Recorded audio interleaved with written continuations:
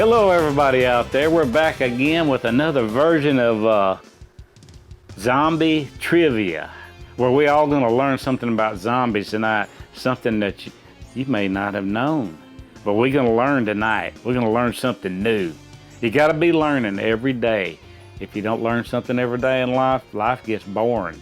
You got to have your mind open. Learn stuff. You know, take up crocheting. Don't matter what. Just learn something. But anyway, tonight it's about zombies. That's what we're going to learn about. So we're going to take some questions. I think that's what we're going to do. And we're going to see if we can't come up with the answers here. Who is Dr. Monty? Dr. Monty. He's that guy was in the Star Trek movie. But I know he was in the Call of Duty stuff too, if y'all are Star Trek fans. Some of y'all probably too young. But he has the guy had white hair. He had an English accent, and he was the guy, he's kind of like the Wizard of Oz. If anybody ever seen, I know y'all got to seen the Wizard of Oz. And he was kind of like the guy that's hiding behind the curtain back there that's making all this stuff happen. And everybody don't know what's going on, but he's really the guy that's conjuring up all this stuff, responsible for all the happenings. And he keeps a low profile, and I think he finally revealed himself to the people in the game that he was responsible for all this big stuff, like I don't know, maybe the moon blowing up. I think he had something to do with all that. I'm not sure about that, but I think so. I think he made the machine to make the moon blow up. Yeah, he was behind a lot of stuff, and nobody didn't know that at first. Until later in the game, you learn that. But I like him because he had that cool accent. What happened in Gorod Krovi? Gorod Krovi. Now that's the one, the Gorod Krovi. That's the one that had those giant machines with the big old long feet. I mean, like their feet looks like boxes. They're going around, bouncing around and stuff.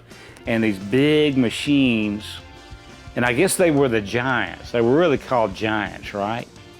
And I think they first, I know. They were first shown in Origins. And they didn't kill them all off. So there's some of them left in Gorod Krovi. And you had to kill the rest of them in Gorod Krovi. But it took a long time to kill them because they were so darn big and powerful. And I liked them though. But that's the thing about Gorod Krovi. Try and get rid of all those big machine giant things. Yes.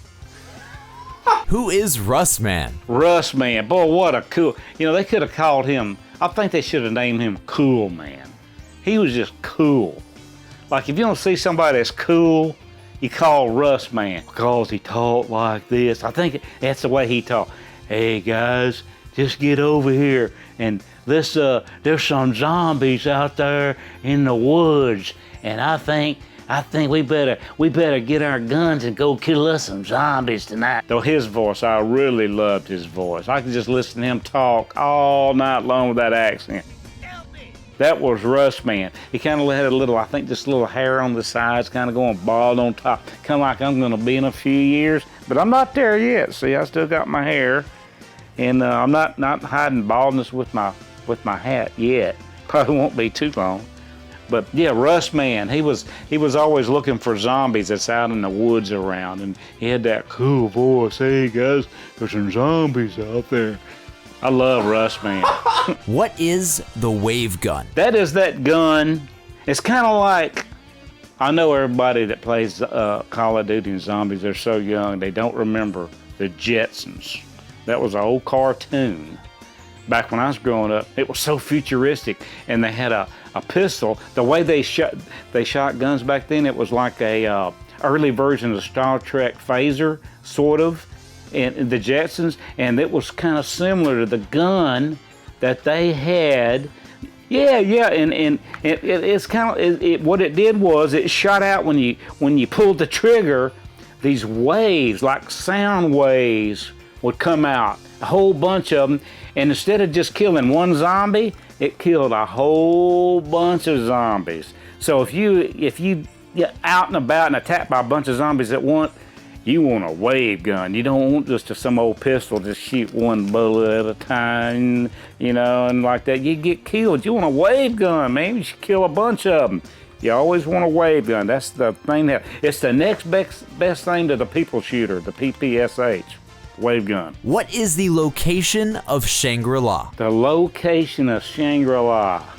Now that's just the best looking map, first of all. And I know everybody knows JC loves Shangri-La, and I do too, because it's just a great looking map with the trees. Because what it does, another thing I always talk about growing up, and you guys too young, most people plays Call of Duty, but when we grew up and watched TV, of course we had 2 or 3 channels, and Tarzan, one of our favorite shows, came on Saturday mornings, every Saturday morning at 10 o'clock, man. You couldn't miss Tarzan, Johnny Weissmuller.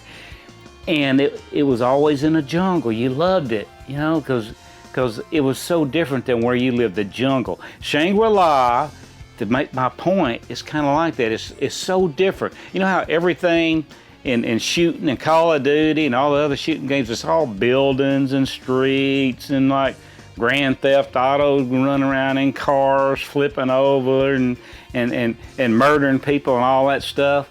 Well, see, Shangri-La's great because it gets away from all that. And it's trees and vines coming down from the tree, a lot of greenery and streams and rivers.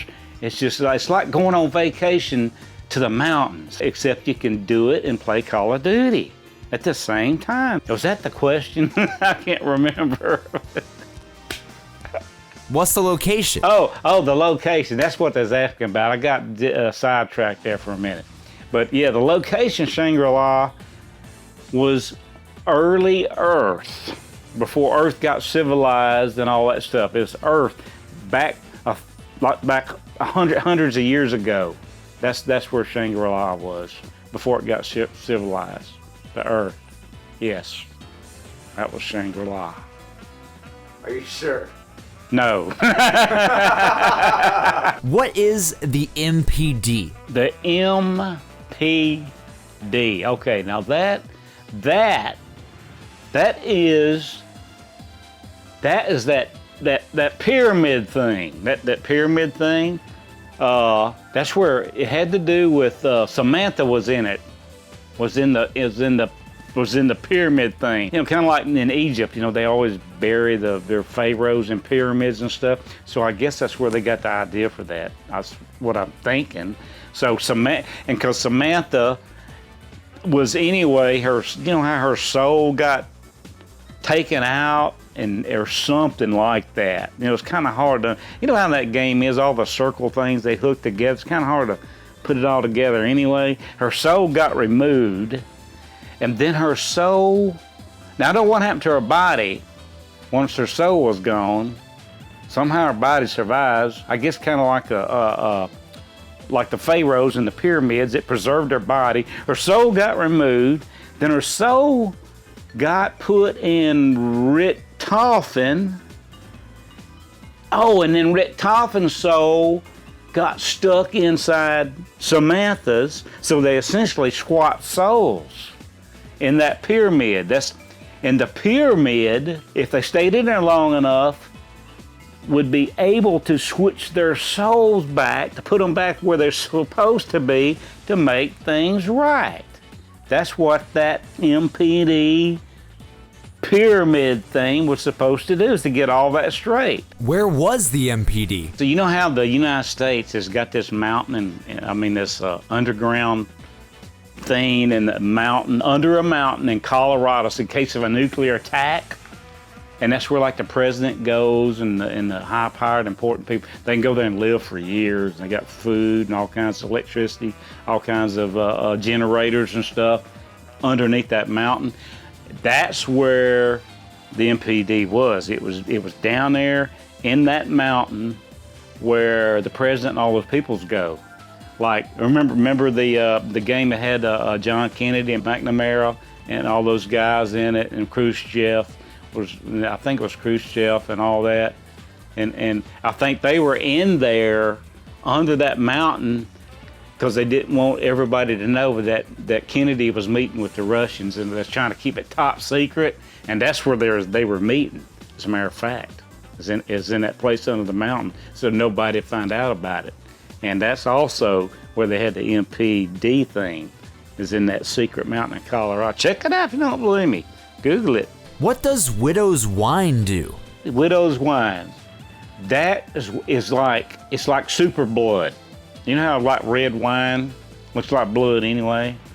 And then if you drink wine, it thins up your blood, makes you, in fact, you're supposed to drink wine as you get older because it makes your blood flow better, and you don't get clots and all that stuff. So you live longer and your heart works a lot easier to pump your blood. So widow's wine, see, is when you start getting weak and about to die, you drink, it's like one of those perks. So you drink the widow's wine, and it just gives you lots of energy, and man, you can run faster, you shoot quicker, and then if you get hit yourself, it doesn't hurt. It takes a lot more of that to hurt you because you've been drinking the widow's wine.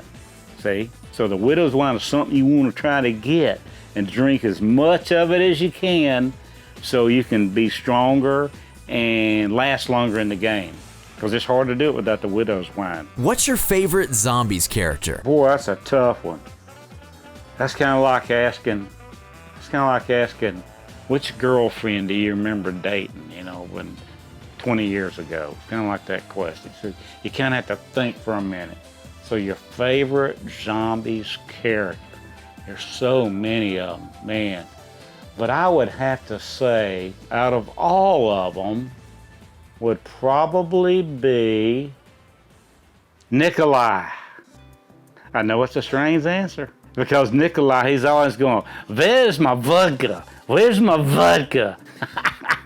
Because see, I like my coffee all the time, and he had to have his vodka. I got to have my coffee. So, see, I can identify that. Even really, I don't drink vodka really, but maybe once a year, maybe. But so Nikolai, and I love this Russian accent, being from Russia.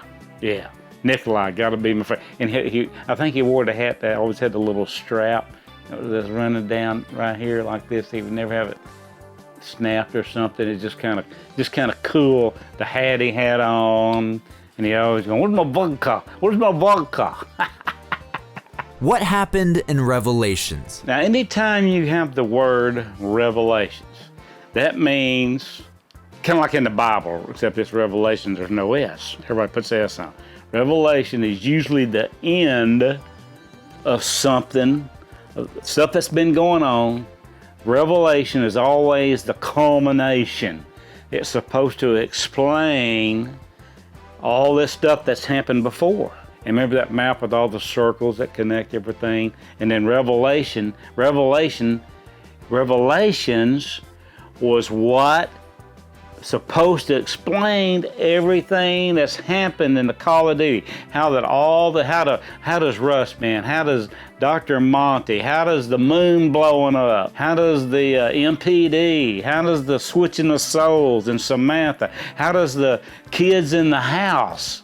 Remember when they were the younger version of the older people in the house as kids, and how does all of that fit together? Well, Revelations explains how all that happened, because you're so confusing when you play Call of Duty. You go, well, now we're back over here and they're kids again. They just over here, they're adults. Now they're on the moon. They're floating up in the sky with this little flashy round ball. What's going on? They're on Mars, back on Earth, in Shangri-La. So they put it all together. And not to mention, when they was in the prison and had the 4 guys, that was kind of an offshoot of everything. How did that have to do with all that? Which is, a very entertaining part of the game. But when there's Alcatraz, I think it was Alcatraz, in the prison there, and that was cool. And so they fit all of that. How in the world do they have anything to do? They fit it all together in Revelations, so everybody knows the answers to what happened. And that was Revelations. What was the ending of Revelations, though? Okay, the ending of Revelations, that's where the 4 characters that everybody loves, Takeo and Rick Coffin and the 4 guys, they're the 4 main characters, and they're going through all this time stuff, And see, Revelations, the word means it's kind of the end of things, kind of the reveal of what's going on, so you can kind of figure out what happened. So Revelations had the four main characters, and it. You remember they had that poster that time they put out to tease everybody, and it showed the four characters in a picture, and it was just kind of off to the side, and everybody saw that, and had the four main characters. They were dressed in like clothes like from the, I don't know, 1300s, hundreds of years ago. Not in modern times at all. Not even in Old West times, but hundreds of years ago. So Revelations goes back to show these characters hundreds of years ago holding these staves with these little headers on them, on these staves, like they were, oh yeah, they were in front of all these people down here, and they were like worshiping them, and they were kind of like, you know, kind of like Moses with his staff. So they were like gods, and all the people were down there bowing down to and worshiping. So the Revelations revealed that the four main characters were really gods. That's the whole thing. They were gods, and the people worshiped them, and it showed that they had existed hundreds of years ago. And that was Revelation. So now you know they've been around hundreds of years. Might as well anyway, because heck, they've been on the moon, Mars, everywhere, back in the old days, modern times. You know how all the time changed in Call of Duty? So see, that Revelations revealed all that. And that was what Revelations was about. They were gods. Yes. I guess that's another session here of answering you guys' questions. Hope y'all all learned something today. I'm sure you got something out of it. We ain't saying what, but we hope you learned something. And maybe we'll do another one of these days here. And I always have to have my thinking hat with me and have on my black shirt and my black coffee. And that gets my brain to working so I can answer all these tough questions you guys send me.